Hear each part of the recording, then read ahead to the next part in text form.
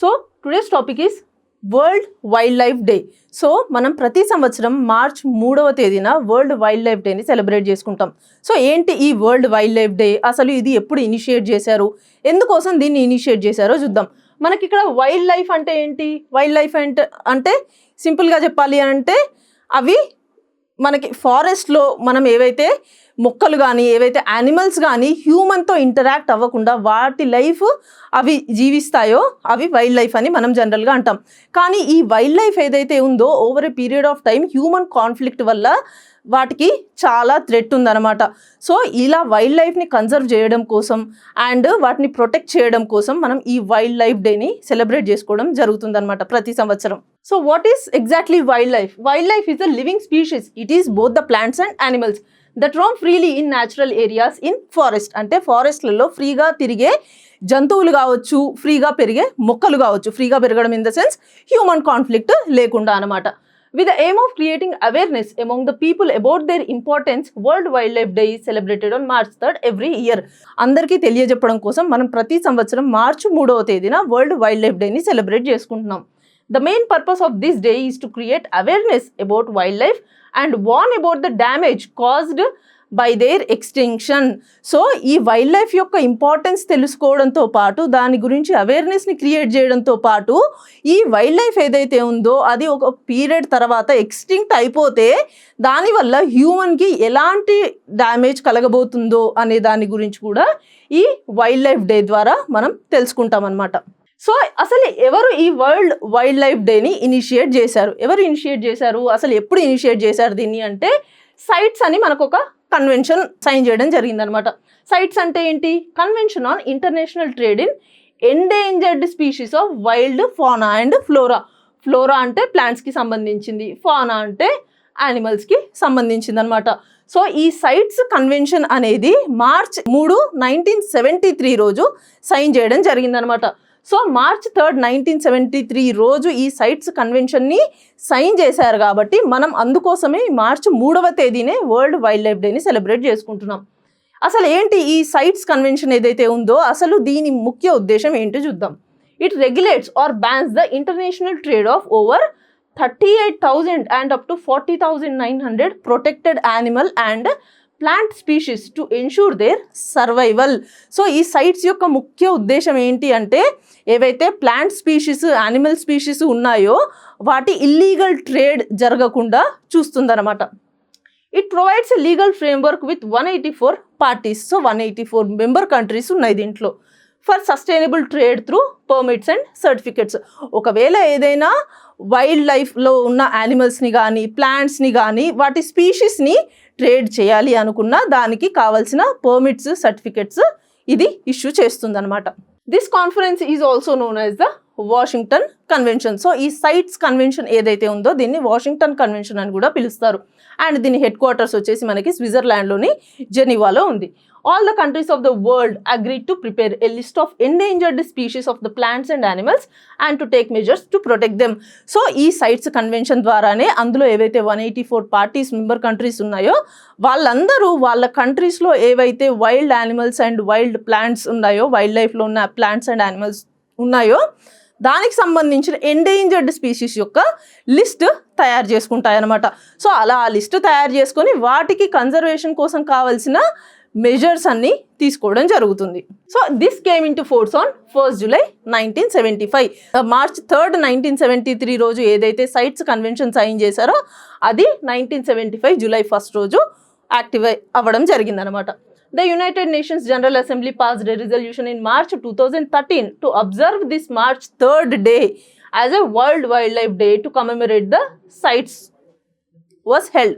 So United nations general assembly ఏం చేసింది? Wild life protection కోసం మనం ఒక పర్టికులర్ డేని సెలబ్రేట్ చేసుకుంటే ఏమవుతుంది అంటే దాని ద్వారా మనం ప్రతి ఒక్కరిలో అవేర్నెస్ క్రియేట్ చేయొచ్చు అని చెప్పేసి ఈ సైట్స్ కన్వెన్షన్ ఏ రోజైతే సైన్ చేశారో ఆ రోజునే మనం world wild life day celebrate చేసుకుందాము అని చెప్పేసి 2013లో డిక్లేర్ చేయడం జరిగిందనమాట.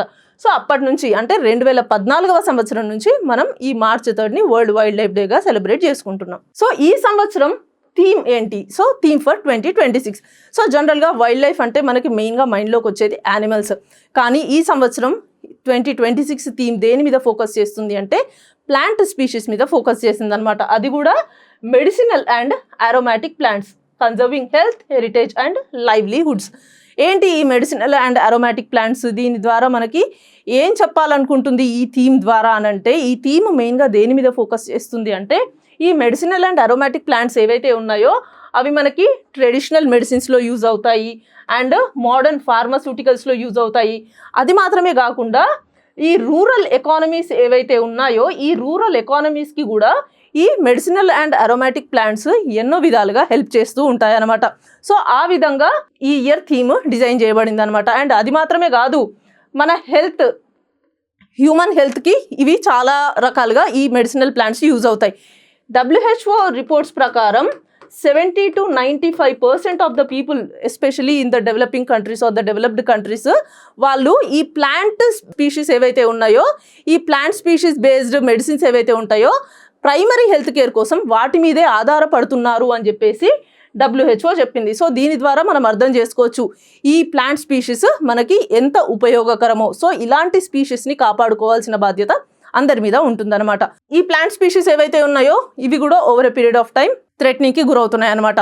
లైక్ ఆ హ్యాబిటాట్ లాస్ అయిపోతుంది, అంటే ఆ ప్లాంట్ స్పీషీస్ మెల్లిమెల్లిగా అంతరించిపోతున్నాయి. అండ్ అది మాత్రమే కాకుండా ఇల్లీగల్ ట్రేడింగ్ కూడా చేస్తున్నారు ఈ ప్లాంట్ స్పీషీస్ని. అండ్ దానితో పాటు ఓవర్గా దీన్ని హార్వెస్ట్ కూడా చేస్తున్నారు అనమాట. సో ఇలాంటి థ్రెట్ ఏదైతే ఉందో వాటన్నిటి నుంచి కూడా మనం ఈ ప్లాంట్ స్పీషీస్ని కాపాడుకోవాలి అని చెప్పేసి ఈ థీమ్ మెయిన్గా ఫోకస్ చేస్తుంది అనమాట. So human health, cultural heritage and sustainable use of natural resources, ఈ మూడు కూడా ఆల్వేస్ ఇంటర్లింక్డ్ ఉంటాయి. సో మరి ఈ వైల్డ్ లైఫ్ కన్జర్వేషన్ కోసం మనం ఇండియాలో ఎలాంటి ఇనిషియేటివ్స్ తీసుకొచ్చాము? Wild life conservation and initiatives in India. So protected areas cover approximately 1,75,169 square kilometres, అంటే 5.32% of the countries total land area. మన దేశంలో ఉన్న 5.32% ఆఫ్ ద ల్యాండ్ ఏరియాని ప్రొటెక్టెడ్ ఏరియా కింద పెట్టడం జరిగిందనమాట. India currently has 107 national parks and 573 wild life sanctuaries. The first wild life protection law in India was enacted in 1972. So according to the Ministry of Forest and Climate Change, Government of India, there are 1.5 million animal species in the world. So overall గా చూసుకున్నట్టయితే ప్రపంచం మొత్తంలో 1.5 million animal species ఉన్నాయి.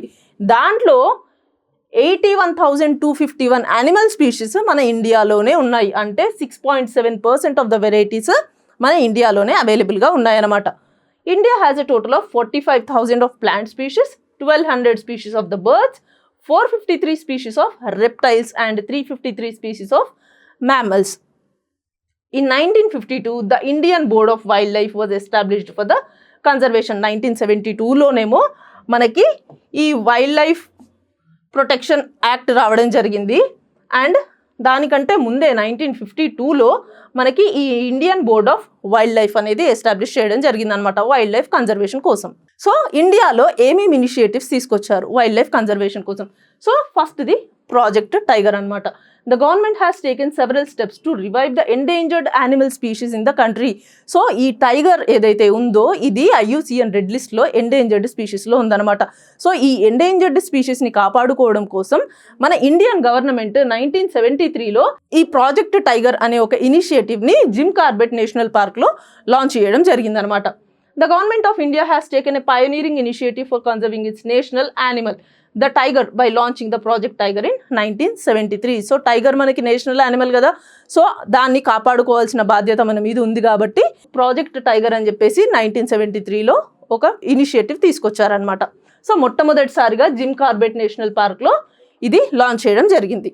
From 9 tiger reserves since its formative years. So ఇనీషియల్గా మన దగ్గర 9 tiger reserves మాత్రమే ఉండేవి.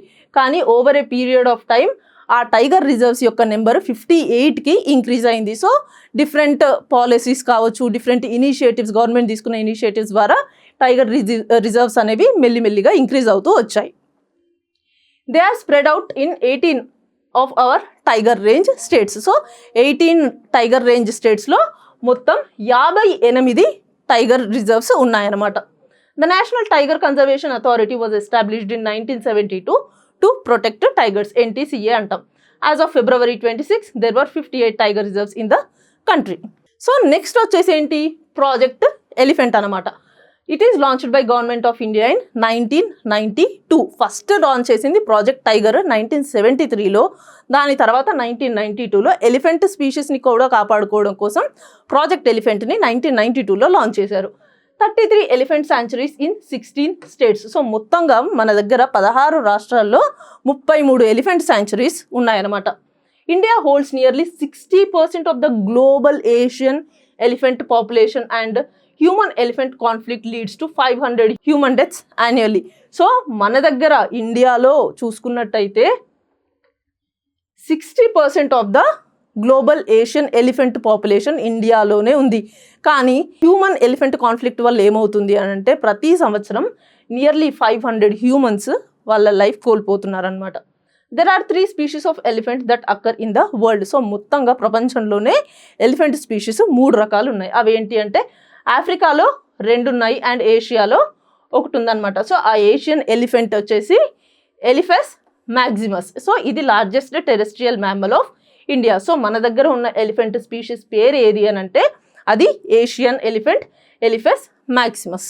So next one is project crocodile. ఇది ఎప్పుడు లాంచ్ చేశారు, ఇనిషియేట్ చేశారు అంటే 1975 ఏప్రిల్ 1.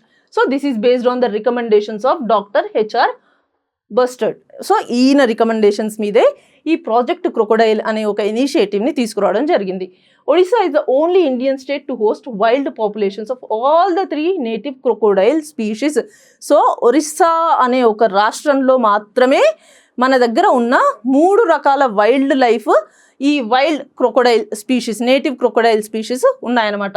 సో ఒకటి వచ్చేసి గరియల్, ఇంకొకటి వచ్చేసి మగర్ క్రొకొడైల్ అండ్ మూడవది సాల్ట్ వాటర్ క్రొకొడైల్. సో ఈ 3 క్రొకొడైల్ స్పీషీస్ ఉన్న ఏకైక రాష్ట్రం ఏది అని అంటే అది Orissa. India launched its crocodile conservation project at Odisha's Bhitarkanika national park with support from United Nations Development Programme UNDP and FAO సహకారంతో, ఫుడ్ అండ్ అగ్రికల్చరల్ ఆర్గనైజేషన్ సహకారంతో మొట్టమొదటిసారిగా క్రొకొడైల్ కన్జర్వేషన్ ప్రాజెక్ట్ని ఇండియాలో బీతర్కనికా నేషనల్ పార్క్లో స్టార్ట్ చేయడం జరిగిందనమాట. The first crocodile conservation programme in the country was started at Satkosia గోడ్ sanctuary in Odisha. The number of saltwater crocodiles in Orissa has increased from 1976లో ఈ salt water crocodiles 96 మాత్రమే ఉండేవి. కానీ 2024 డేటా చూసుకున్నట్టయితే మనకి 1800 సాల్ట్ వాటర్ క్రొకొడైల్స్ మనం చూడొచ్చు అనమాట. అంటే గవర్నమెంట్ ఆఫ్ ఇండియా ఎన్నో రకాల ఇనిషియేటివ్స్, కన్జర్వేషన్ మెకానిజమ్స్ ఫాలో అవుతుంది అని మనం ఈ డేటాను చూసి చెప్పొచ్చు. అండ్ నెక్స్ట్ వన్ వచ్చేసి ప్రాజెక్ట్ రైనో ఆర్ రైనోసరస్. ఇది ఎప్పుడు స్టార్ట్ చేశారు? ఇది 1987లో అస్సాంలో స్టార్ట్ చేశారు. So which is primarily centred around Kaziranga national park. ఎందుకు? ఇది ఎండేంజర్డ్ గ్రేటర్ 1 హార్న్డ్ రైనోసరస్ని ప్రొటెక్ట్ చేయడం కోసం ఈ ప్రాజెక్ట్ రైనోని అస్సాంలోని కాజీరంగా నేషనల్ పార్క్లో 1987లో స్టార్ట్ చేశారు.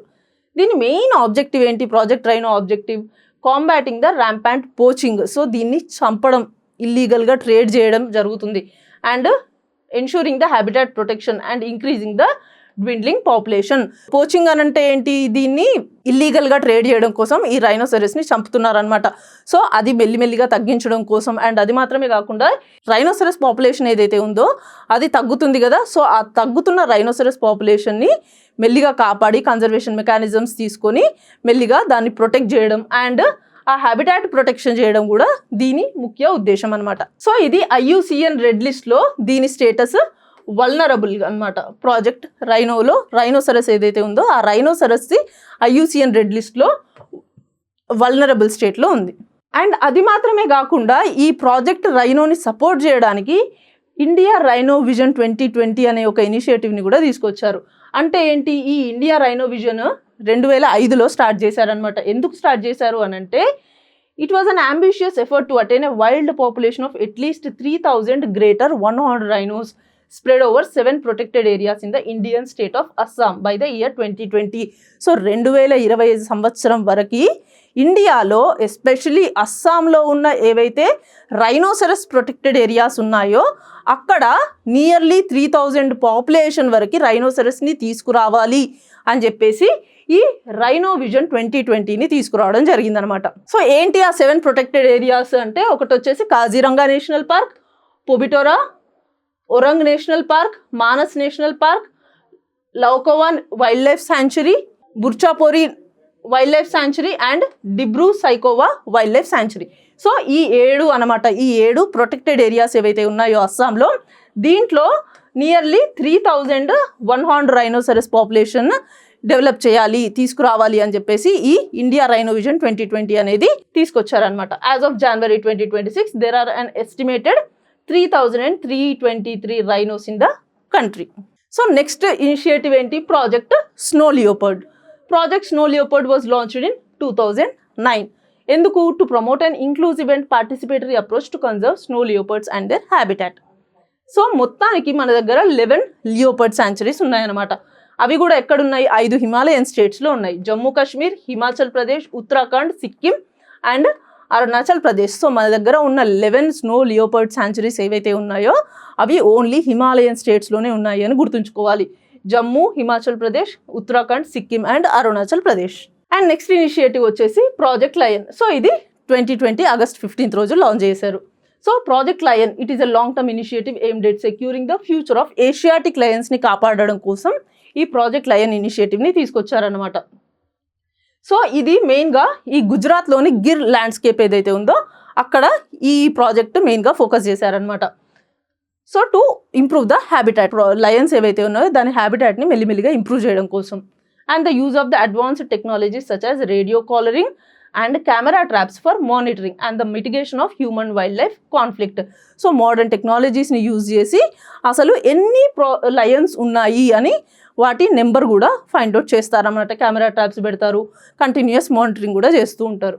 The project has been allocated 2927 crores for a period of 10 years. అంటే 2020లో ఇది స్టార్ట్ అయింది అంటే 2030 వరకు దీనికి ఇంత బడ్జెట్ని అలొకేట్ చేయడం జరిగిందనమాట, 2927 crores. నెక్స్ట్ వచ్చేసి project great Indian bustard. Project great Indian bustard it is a conservation project launched by the government of Rajasthan. మిగతావన్నీ కూడా గవర్నమెంట్ ఆఫ్ ఇండియా లాంచ్ చేసింది. ప్రాజెక్ట్ గ్రేట్ ఇండియన్ బర్స్టర్డ్ మాత్రం రాజస్థాన్ గవర్నమెంట్ ఎస్పెషలీగా దీన్ని లాంచ్ చేయడం జరిగిందనమాట. It is aimed at reviving the population of the critically endangered Indian bustard. దీని పేరు వచ్చేసి యాడిటోస్ నైగ్రిసెప్స్. సో ఇది 2013లో ఈ project great Indian బర్స్టర్డ్ని Rajasthan government వాళ్ళు లాంచ్ చేశారు. ఎందుకు అని అంటే గ్రేట్ ఇండియన్ బర్స్టర్డ్ ఏదైతే ఉందో అది రాజస్థాన్ యొక్క స్టేట్ బర్డ్ అనమాట. సో ఇది లోకల్లీ దాన్ని ఏమని పిలుస్తారు అంటే గొడావన్ అని పిలుస్తారు. దీని IUCN స్టేటస్ వచ్చేసి ఇది critically endangered. And next one project dolphin. Project dolphin is a conservation project of the government of India aimed at conserving riverine and oceanic dolphins. So మెయిన్గా ఓషియనిక్ డాల్ఫిన్స్ని రివైవ్ చేయడం కోసమే ఈ ప్రాజెక్ట్ డాల్ఫిన్ ఇనిషియేటివ్ తీసుకొచ్చారు. ఇది 10 year long initiative అనమాట. It was announced by the prime minister on 15th August 2020. Initiate చేయడం జరిగిందనమాట. The nodal ministry for this project is ministry of environment, forest and climate change. So మెయిన్గా ఈ dolphins ఏ ప్లేసెస్లో ఉంటాయి అని అంటే ఇది గంగా రివర్ డాల్ఫిన్ వచ్చేసి మనకి బ్రహ్మపుత్ర రివర్, గంగా బ్రహ్మపుత్ర రివర్లో మనం ఇది ఎక్కువగా చూడొచ్చు అనమాట. అండ్ వాటి ట్రిబ్యూటరీస్ కూడా మన బంగ్లాదేశ్, నేపాల్లో ఏవైతే ట్రిబ్యూటరీస్ వెళ్తుంటాయో అక్కడ కూడా ఈ డాల్ఫిన్ స్పీషీస్ని మనం అబ్జర్వ్ చేయొచ్చు. సో ఇది మన వైల్డ్ లైఫ్ కన్జర్వేషన్ గురించి అండ్ వరల్డ్ వైల్డ్ లైఫ్ డేని మనం ఎందుకు సెలబ్రేట్ చేసుకుంటాము అనే దాని గురించి. Thank you.